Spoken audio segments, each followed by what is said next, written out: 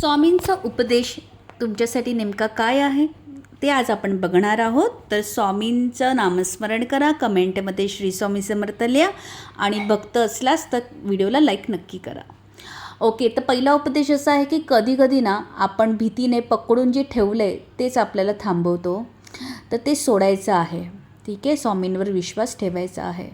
दुसरा उपदेश असा आहे की मनात प्रश्न, शंका आणि अंधार हे सगळं तात्पुरतं असतं. जेव्हा मनात गोंधळ असेल ना त्यावेळी मात्र निर्णय घेऊ नका, ते चुकू शकतात.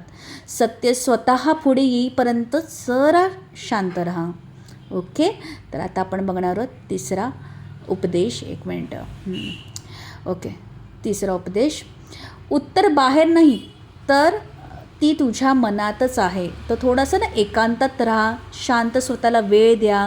बघा, तुम्हाला तुमची उत्तरं स्वतः अंतर्मनातूनच निघतील, कारण स्वामी आपल्या अंतर्मनात आहेत, हे विसरू नका. सो हा होता स्वामींचा उपदेश. तर व्हिडिओला लाईक नक्की करा आणि 5 जणांना शेअर करा. Thank you so much. बाय.